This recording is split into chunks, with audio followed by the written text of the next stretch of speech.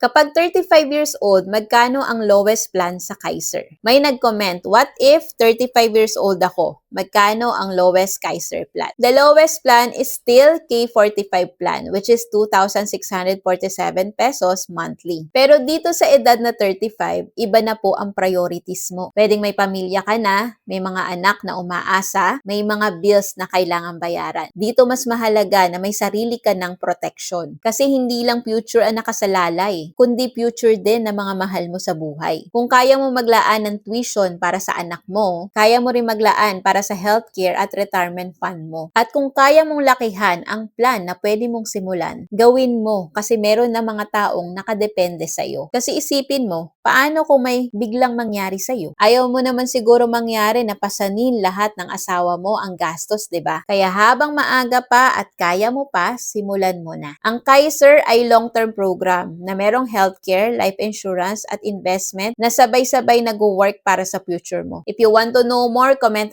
#Kaiser below para ma-send ko yung video explanation sa inbox mo. Retire early, live free, kayang-kaya basta may tamang gabay.